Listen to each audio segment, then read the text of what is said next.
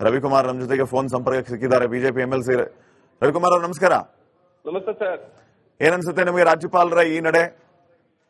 ರಾಜ್ಯಪಾಲರು ಬಹಳ ಒಳ್ಳೆಯ ನಿರ್ಣಯವನ್ನ ತೆಗೆದುಕೊಂಡಿದ್ದಾರೆ.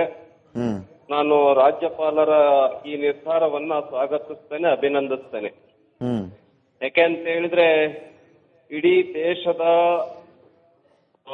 ಜನರ ಪರವಾಗಿರ್ತಕ್ಕಂತ ಈ ಒಂದು ಕಾಯ್ದೆಯನ್ನ ವಿರೋಧಿಸ್ತಕ್ಕಂಥದ್ದು, ಈ ಬಿಲ್ ಅನ್ನ ವಿರೋಧಿಸ್ತಕ್ಕಂಥದ್ದು ಸರಿಯಾಗಿರ್ಲಿಲ್ಲ. ಆದ್ರಿಂದ ರಾಜ್ಯಪಾಲರು ಬಹಳ ವಿಚಾರ ಮಾಡಿ ಇದ್ರ 100 ದಿನ ಇರೋದನ್ನ 125 ದಿನ ಮಾಡಿದ್ದಾರೆ ಕೇಂದ್ರ ಸರ್ಕಾರದವರು. ಆಮೇಲೆ ಅವರ ಅಕೌಂಟ್ಗೆ ನೇರವಾಗಿ ಅವರ ಹಣ ಹೋಗೋಂಗ್ ಮಾಡಿದ್ದಾರೆ.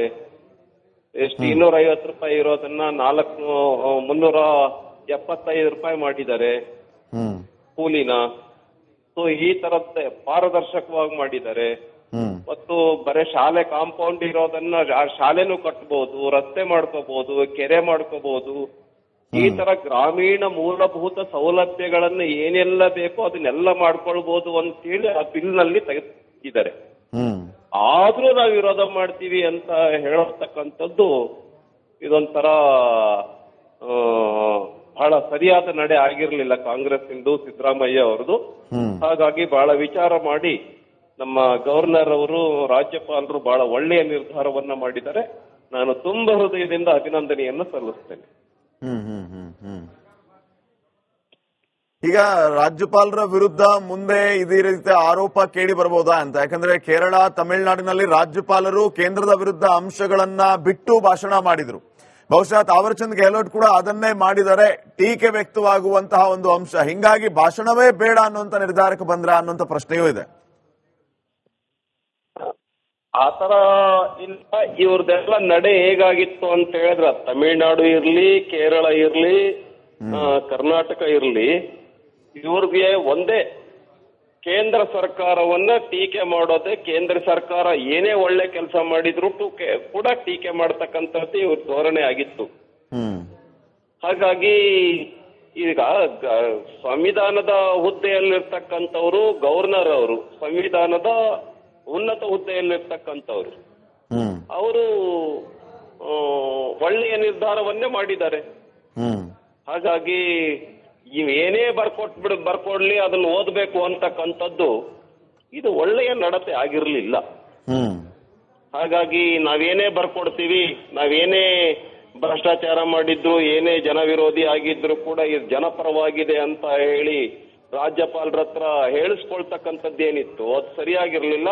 ಹಾಗಾಗಿ ಗವರ್ನರ್ ಅವರು, ಅದು ತಮಿಳುನಾಡು ಇರ್ಲಿ, ಕೇರಳ ಇರ್ಲಿ, ಈಗ ಕರ್ನಾಟಕ ಇರ್ಲಿ, ಒಳ್ಳೆಯ ನಿರ್ಧಾರವನ್ನೇ ಮಾಡಿದ್ದಾರೆ ಅಂತ ಹೇಳಿ ನಾನು ಈ ಸಂದರ್ಭದಲ್ಲಿ ಹೇಳೋದಕ್ಕೆ ಬಯಸ್ತೇನೆ. ಅಲ್ಲ, ಇದೇ ಸಂದರ್ಭದಲ್ಲಿ ರಾಜ್ಯಪಾಲರ ನಡೆ ಸಂವಿಧಾನದ ವಿರುದ್ಧವಾದಂತಹ ನಡೆ ಅನ್ನುವಂತಹ ಪ್ರಶ್ನೆಗೆ ಕಾರಣ ಆಗೋದಿಲ್ವಾ ಅಂತ? ಯಾಕಂದ್ರೆ ಅದೇ ಸಂವಿಧಾನದಲ್ಲಿ 176ನೇ ವಿಧಿಯ ಪ್ರಕಾರ ರಾಜ್ಯ ಸರ್ಕಾರ ಬರೆದುಕೊಟ್ಟ ಭಾಷಣವನ್ನ ರಾಜ್ಯಪಾಲರು ಓದಲೇಬೇಕು. ಅಲ್ಲಿ ವೈಯಕ್ತಿಕ ಅಭಿಪ್ರಾಯಗಳಿಗೆ ಮನ್ನಣೆ ಇಲ್ಲ, ಜಾಗನೂ ಇಲ್ಲ. ಅಲ್ಲ, ಅದಕ್ಕೆ ಸಂವಿಧಾನದಲ್ಲಿ ಮತ್ತೊಂದು ಕಾಲಂನಲ್ಲೂ ಇರಬಹುದು. ನಾನು ಅದನ್ನ ಸಂವಿಧಾನದ ಇವನ್ನ ನೋಡ್ಕೊಂಡು ಹೇಳ್ತೇನೆ. ಬಟ್ ಗವರ್ನರ್ ಅವರಿಗೆ ಸ್ವಂತ ಅಭಿಪ್ರಾಯವನ್ನ, ಸ್ವಂತ ನಿರ್ಣಯವನ್ನ ತೆಗೆದುಕೊಳ್ತಕ್ಕಂಥ ಅಧಿಕಾರ ಇಲ್ಲ ಅಂತಕ್ಕಂಥದ್ದು ಎಲ್ಲರೂ ಸಂವಿಧಾನದಲ್ಲಿ ಇದೆಯಾ? ಇದೆಯಾ? ಹಂಗೇನಿಲ್ವಲ್ಲ. ಹಾಗಾಗಿ ಗವರ್ನರ್ ಅವರು ತೆಗೆದುಕೊಂಡಿರ್ತಕ್ಕಂಥ ತೀರ್ಮಾನ ಸರಿ ಇದೆ. ಜನರ ಪರವಾಗಿದೆ, ರೈತರ ಪರವಾಗಿದೆ, ಬಡವರ ಪರವಾಗಿದೆ, ಎಸ್ಸಿಗಳ ಪರವಾಗಿದೆ. Okay, fine, thank you Ravikumar ಅವರೇ. ರಿಪಬ್ಲಿಕನ್ ಜೊತೆ ಮಾತಾಡಿದ್ದಾರೆ. ರವಿಕುಮಾರ್ ನಮ್ಮ ಜೊತೆಗೆ ಫೋನ್ ಸಂಪರ್ಕಕ್ಕೆ ಸಿಕ್ಕಿದ್ದಾರೆ. ಬಿಜೆಪಿ ಎಂಎಲ್ಸಿ ರವಿಕುಮಾರ್ ಅವರು ನಮಸ್ಕಾರ. ನಮಸ್ತೆ ಸರ್. ಏನನ್ಸುತ್ತೆ ನಿಮಗೆ ರಾಜ್ಯಪಾಲರ ಈ ನಡೆ? ರಾಜ್ಯಪಾಲರು ಬಹಳ ಒಳ್ಳೆಯ ನಿರ್ಣಯವನ್ನ ತೆಗೆದುಕೊಂಡಿದ್ದಾರೆ. ನಾನು ರಾಜ್ಯಪಾಲರ ಈ ನಿರ್ಧಾರವನ್ನ ಸ್ವಾಗತಿಸ್ತೇನೆ, ಅಭಿನಂದಿಸ್ತೇನೆ. ಯಾಕೆಂತ ಹೇಳಿದ್ರೆ ಇಡೀ ದೇಶದ ಜನರ ಪರವಾಗಿರ್ತಕ್ಕಂತ ಈ ಒಂದು ಕಾಯ್ದೆಯನ್ನ ವಿರೋಧಿಸ್ತಕ್ಕಂಥದ್ದು, ಈ ಬಿಲ್ ಅನ್ನ ವಿರೋಧಿಸ್ತಕ್ಕಂಥದ್ದು ಸರಿಯಾಗಿರ್ಲಿಲ್ಲ. ಆದ್ರಿಂದ ರಾಜ್ಯಪಾಲರು ಬಹಳ ವಿಚಾರ ಮಾಡಿ ಇದ್ರ 100 ದಿನ ಇರೋದನ್ನ 125 ದಿನ ಮಾಡಿದ್ದಾರೆ ಕೇಂದ್ರ ಸರ್ಕಾರದವರು. ಆಮೇಲೆ ಅವ್ರ ಅಕೌಂಟ್ಗೆ ನೇರವಾಗಿ ಅವ್ರ ಹಣ ಹೋಗೋಂಗ್ ಮಾಡಿದ್ದಾರೆ. ಎಷ್ಟು 250 ರೂಪಾಯಿ ಇರೋದನ್ನ 375 ರೂಪಾಯಿ ಮಾಡಿದ್ದಾರೆ ಹ್ಮ್ ಕೂಲಿನ. ಸೊ ಈ ತರದ್ದೇ ಪಾರದರ್ಶಕವಾಗಿ ಮಾಡಿದ್ದಾರೆ. ಮತ್ತು ಬರೀ ಶಾಲೆ ಕಾಂಪೌಂಡ್ ಇರೋದನ್ನ ಶಾಲೆನೂ ಕಟ್ಬಹುದು, ರಸ್ತೆ ಮಾಡ್ಕೋಬಹುದು, ಕೆರೆ ಮಾಡ್ಕೋಬಹುದು. ಈ ತರ ಗ್ರಾಮೀಣ ಮೂಲಭೂತ ಸೌಲಭ್ಯಗಳನ್ನ ಏನೆಲ್ಲ ಬೇಕೋ ಅದನ್ನೆಲ್ಲ ಮಾಡ್ಕೊಳ್ಬಹುದು ಅಂತೇಳಿ ಆ ಬಿಲ್ ನಲ್ಲಿ ತೆಗೆದಿದ್ದಾರೆ. ಆದ್ರೂ ನಾವು ವಿರೋಧ ಮಾಡ್ತೀವಿ ಅಂತ ಹೇಳತಕ್ಕಂಥದ್ದು ಇದೊಂಥರ ಬಹಳ ಸರಿಯಾದ ನಡೆ ಆಗಿರ್ಲಿಲ್ಲ ಕಾಂಗ್ರೆಸ್ ಇಂದು, ಸಿದ್ದರಾಮಯ್ಯ ಅವರದು. ಹಾಗಾಗಿ ಬಹಳ ವಿಚಾರ ಮಾಡಿ ನಮ್ಮ ಗವರ್ನರ್ ಅವರು, ರಾಜ್ಯಪಾಲರು ಬಹಳ ಒಳ್ಳೆಯ ನಿರ್ಧಾರವನ್ನ ಮಾಡಿದ್ದಾರೆ. ನಾನು ತುಂಬಾ ಹೃದಯದಿಂದ ಅಭಿನಂದನೆಯನ್ನು ಸಲ್ಲಿಸ್ತೇನೆ. ಈಗ ರಾಜ್ಯಪಾಲರ ವಿರುದ್ಧ ಮುಂದೆ ಇದೇ ರೀತಿ ಆರೋಪ ಕೇಳಿ ಬರಬಹುದಾ ಅಂತ? ಯಾಕಂದ್ರೆ ಕೇರಳ, ತಮಿಳುನಾಡಿನಲ್ಲಿ ರಾಜ್ಯಪಾಲರು ಕೇಂದ್ರದ ವಿರುದ್ಧ ಅಂಶಗಳನ್ನ ಬಿಟ್ಟು ಭಾಷಣ ಮಾಡಿದ್ರು. ಬಹುಶಃ ತಾವರ್ಚಂದ್ ಗೆಹ್ಲೋಟ್ ಕೂಡ ಅದನ್ನೇ ಮಾಡಿದರೆ ಟೀಕೆ ವ್ಯಕ್ತವಾಗುವಂತಹ ಒಂದು ಅಂಶ. ಹಿಂಗಾಗಿ ಭಾಷಣವೇ ಬೇಡ ಅನ್ನುವಂತ ನಿರ್ಧಾರಕ್ಕೆ ಬಂದ್ರ ಅನ್ನುವಂತ ಪ್ರಶ್ನೆಯೂ ಇದೆ.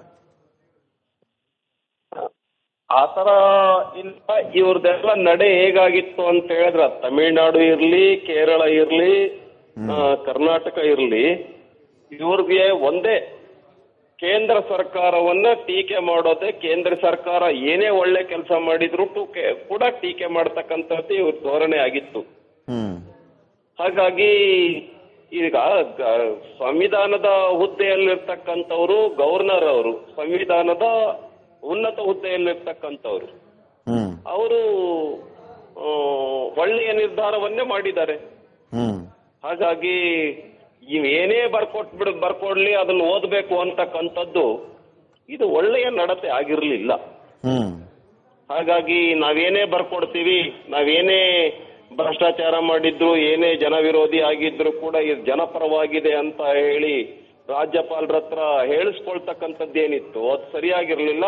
ಹಾಗಾಗಿ ಗವರ್ನರ್ ಅವರು, ಅದು ತಮಿಳುನಾಡು ಇರ್ಲಿ, ಕೇರಳ ಇರ್ಲಿ, ಈಗ ಕರ್ನಾಟಕ ಇರ್ಲಿ, ಒಳ್ಳೆಯ ನಿರ್ಧಾರವನ್ನೇ ಮಾಡಿದ್ದಾರೆ ಅಂತ ಹೇಳಿ ನಾನು ಈ ಸಂದರ್ಭದಲ್ಲಿ ಹೇಳೋದಕ್ಕೆ ಬಯಸ್ತೇನೆ. ಅಲ್ಲ, ಇದೇ ಸಂದರ್ಭದಲ್ಲಿ ರಾಜ್ಯಪಾಲರ ನಡೆ ಸಂವಿಧಾನದ ವಿರುದ್ಧವಾದಂತಹ ನಡೆ ಅನ್ನುವಂತಹ ಪ್ರಶ್ನೆಗೆ ಕಾರಣ ಆಗೋದಿಲ್ವಾ ಅಂತ? ಯಾಕಂದ್ರೆ ಅದೇ ಸಂವಿಧಾನದಲ್ಲಿ 176ನೇ ವಿಧಿಯ ಪ್ರಕಾರ ರಾಜ್ಯ ಸರ್ಕಾರ ಬರೆದುಕೊಟ್ಟ ಭಾಷಣವನ್ನ ರಾಜ್ಯಪಾಲರು ಓದಲೇಬೇಕು.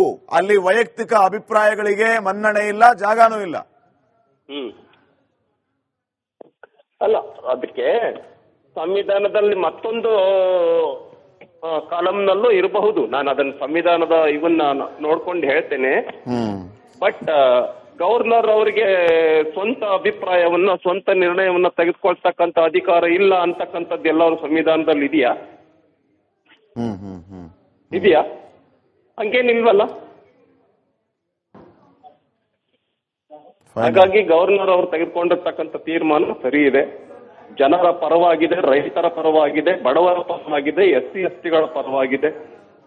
Okay, fine. Thank you Ravikumar ಅವರೇ, ರಿಪಬ್ಲಿಕ್ ಜೊತೆ ಮಾತಾಡಿದ್ರು.